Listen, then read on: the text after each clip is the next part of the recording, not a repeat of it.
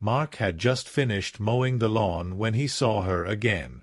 Samantha, the neighbor's daughter, the redhead who had grown up right under his nose. 20 now, no longer the awkward kid who used to run through sprinklers with her pigtails bouncing. She had gone off to college, and when she came back this summer, she wasn't the same. She wasn't a kid anymore. Mark leaned on the handle of the mower, sweat dripping down his forehead, pretending to fiddle with the throttle just to watch her. She was sitting on the porch next door, legs crossed, sipping from a tall glass of lemonade. A book in her lap, but her eyes kept wandering across the fence line, to him.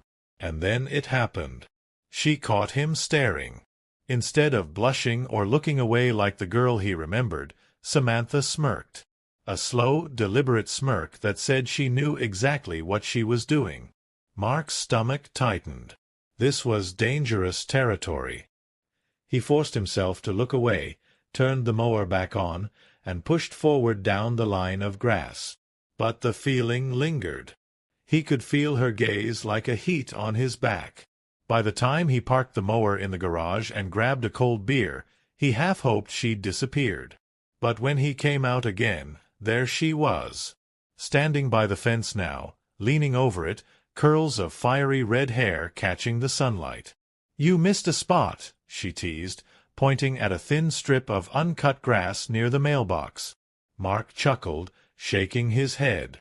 "You sound like my ex-wife." Maybe she had a point. Samantha tilted her head, eyes glinting with mischief. Mark took a slow pull of his beer, trying to play it cool. "Aren't you supposed to be out with friends? Doing college kid stuff?" "Boring," she said flatly, then leaned closer over the fence. "Besides, I think the view here is better." The words hit harder than he expected. He almost choked on his drink. She didn't blink, didn't fidget. She just held his eyes, letting the silence stretch until his pulse began to hammer. Finally, she said it. "I like older men." Just like that. No hesitation. Mark froze. Every instinct told him to laugh it off, to brush it aside, to remind her that he was twice her age and practically watched her grow up. But the way she said it, steady, bold, almost daring, kept him locked in place. "That so?" His voice came out lower than he intended. "MHM." She rested her chin on her hand, her smile softening but her eyes still sharp. "Guys my age don't know what they're doing. They're boys. I like men." Mark swallowed hard, torn between running inside and leaning in closer. This was wrong. Every part of it screamed trouble. She was the neighbor's daughter. Young enough to be his daughter. But she wasn't his daughter. And the way she looked at him wasn't the way a kid looked at an old family friend. Before he could think of something, anything, to say, Samantha's mom called her name from inside. Samantha straightened, her lips curving into that wicked smirk again. "See you later, Mr. Daniels." She turned and walked away, her sundress swaying, her bare feet padding lightly up the porch steps. Mark stood rooted, beer half finished, his world tilted on its axis. That night, he couldn't sleep. He tried to watch TV, but every channel blurred together. He poured another drink, but it only made the memory sharper. Her voice echoed in his head. "I like older men." He imagined her saying it again, whispering it, leaning close. He imagined what she'd look like if she meant more than just words. Mark cursed under his breath and raked a hand through his hair.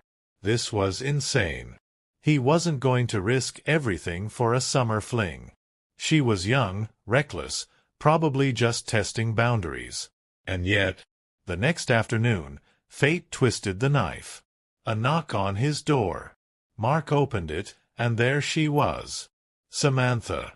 Sundress again, this time pale blue, her freckles glowing in the afternoon light. "Hey," she said casually, like she wasn't shattering his world. "My mom needed to run errands. Can I hang out here for a bit?" Mark blinked. "What about your house?" She shrugged. "Boring." Yours is better. He wanted to say no. He wanted to slam the door and save himself. But instead, he stepped aside. Come on in. Samantha smiled like she knew she'd already won. She wandered around his living room, touching things idly. The framed photo of his son on the mantel. The guitar leaning against the wall. The stack of sports magazines. You really live like a bachelor, she said, almost amused. Mark raised an eyebrow. That's because I am one. Good. She turned to him, that dangerous spark in her eyes again. Makes things easier. Easier for what? He asked, though part of him already knew. She took a step closer. Then another. Until she was right in front of him, tilting her head back to meet his gaze. For this, she whispered. And before Mark could stop it, before reason could catch up, Samantha leaned in and kissed him. Mark didn't move at first. His mind screamed at him to pull away, to stop this before it spun out of control. But her lips were soft, insistent, warm in a way that made reason melt. He pulled back an inch, his breath uneven. Samantha. Sure. She pressed a finger to his lips, eyes bright with defiance. Don't say it. Just feel it. And before he could argue, she kissed him again, deeper this time. Mark's chest tightened. He had kissed women before, plenty, but never like this. Never with this sense of danger clawing at the edges, never with this fire that burned hotter because it was forbidden. His hands hovered at her waist, unsure whether to push her back or pull her closer. When he finally touched her, it was over. She sighed into his mouth, her fingers sliding into his shirt, tugging him down to her. They kissed like that until the sound of a car door slamming outside jolted them both. Samantha pulled away, cheeks flushed, lips swollen. She grinned. Told you. Easier. Mark stared at her, half in shock, half in hunger. You're insane. Maybe. She shrugged playfully. But you liked it. He didn't answer. He couldn't. The truth was written all over his face, and she knew it. That night, he tried again to convince himself it was just a moment. A lapse. Nothing would come of it. But the next day, she was back. Sitting on his porch when he got home from the hardware store, sipping lemonade again, like it was the most natural thing in the world. You avoid me? She asked as he dropped the bag of supplies on the counter. Mark gave her a look. What do you expect, Sam? You kissed me. You kissed me back. She said it so casually, like it was an undeniable fact of life. And maybe it was. Mark shook his head, pacing a little. You're 20 years old. I'm 47. This is crazy. Crazy's fun, she shot back, then leaned forward, her voice low. Besides, I told you, I like older men. And I like you. He froze. The words hit harder than her lips ever could. They carried weight. Intention. And before he could talk himself out of it, she stood, crossed the room, and kissed him again. This time, Mark didn't fight it. He let himself fall. It wasn't wild at first. It wasn't rushed or frantic. It was slow, hesitant, almost reverent. Like both of them understood the danger but chose to step closer to the fire anyway. Her hands slid up his chest. His fingers traced the curve of her waist. Their breaths tangled. And then the sound again. A knock on the neighbor's door. Samantha's mother's voice calling out. Samantha pulled back, laughing softly. Guess that's my cue. She slipped out the back door, leaving Mark alone, heart pounding, palms sweating. He collapsed onto the couch, running a hand over his face. This couldn't happen. It shouldn't happen. But it already had. The affair didn't ignite all at once. It was a slow burn. Whispers in the driveway when no one was watching. Brushed hands that lingered a little too long. Shared looks that carried more than words ever could. Every time Mark swore he'd stop it, something pulled him back in. One evening, she came over with a flimsy excuse about borrowing sugar. She leaned on the counter while he poured it into a jar for her, her body close enough that he could smell the faint vanilla of her perfume. "Thanks," she said, taking the jar. Then she leaned up on her toes and kissed him quick, a teasing brush that left him aching. "See you later." And she was gone again, leaving him restless, unsettled, desperate for more. It wasn't until the third week that the dam finally broke. It was late. The neighborhood was quiet.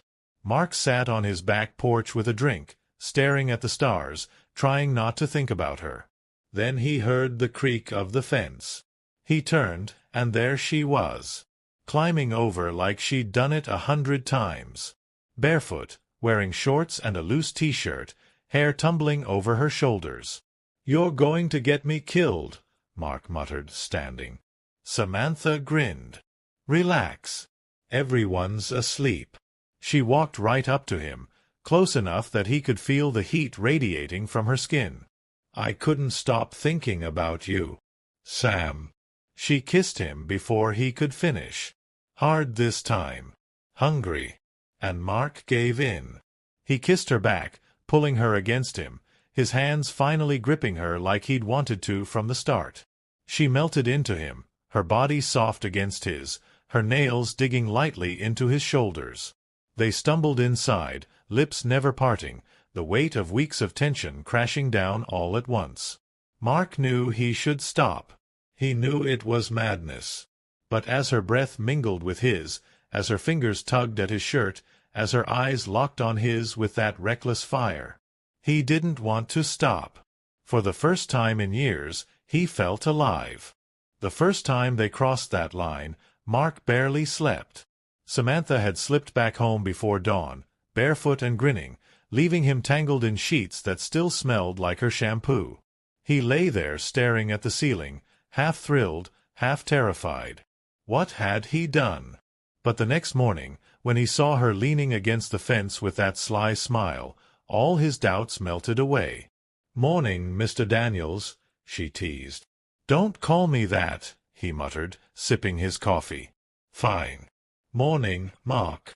She let his name linger on her tongue like it was something sweet. And just like that, he was hooked again.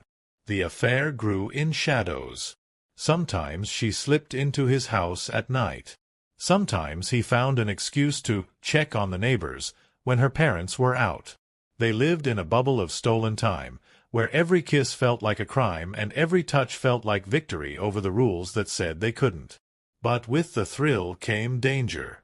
One Saturday, Mark nearly had a heart attack when Samantha's father strolled into his garage unannounced, asking if he had jumper cables. Mark forced himself to talk about batteries and engines while trying not to glance at the upstairs window, where he knew Samantha was hiding in his bedroom, barefoot and barely dressed. The whole time, her father chatted like nothing was amiss. And when he finally left, Samantha tiptoed down the stairs, laughing so hard she had to press a hand over her mouth. "You're insane," Mark hissed, dragging her back toward the living room. "You love it," she whispered, still giggling, wrapping her arms around his neck. And damn it, she was right. It wasn't just the physical pull. It was the way she made him feel. Mark hadn't felt this alive in years. His divorce had left him hollow, going through the motions of work and routine. But Samantha? She turned the dull grays of his life into something blazing and vivid. She challenged him, teased him, made him laugh in ways he hadn't since he was a younger man. And when she kissed him, when she whispered "I like older men" against his ear, he forgot about rules, judgment, consequences. All that existed was her. But the danger kept creeping closer. One evening, as they sat tangled together on his couch, the sound of footsteps outside froze them both. A knock at the door. "Mark? You home?" It was his buddy Dave, the neighbor from 2 houses down. Samantha's eyes went wide. She scrambled off the couch, pulling her shirt straight, her hair a fiery mess. Mark shoved her toward the hallway. "Go." Upstairs. Now. She darted away, muffling her laughter as she disappeared around the corner. Mark opened the door, heart hammering, forcing a calm smile. "Hey, Dave. Got an extra beer?" Dave asked, stepping inside without waiting for an answer. Mark's pulse spiked. Samantha was upstairs. Her shoes were by the couch. One wrong move and the whole secret would explode. "Yeah, kitchen," Mark stammered, leading him away, keeping himself planted between Dave and the hallway. They sat at the counter, sipping beers, talking about the upcoming football season. Mark nodded in all the right places, but his mind was elsewhere, on the creak of a floorboard upstairs, on the possibility of Samantha giggling at the wrong time. Somehow, Dave left none the wiser. When the door finally shut, Mark sagged against the wall. And then Samantha came creeping down, grinning like a fox. "You nearly died just now," she whispered. "You think this is funny?" "Kind of," she said, kissing him before he could scold her further. And damn it, he kissed her back. The secrecy became part of the addiction. Every near catch, every close call, every stolen moment turned the affair into something impossible to walk away from. But it wasn't just lust anymore. One night, after they'd been lying in bed, sweat cooling on their skin, Samantha turned to him, serious for once.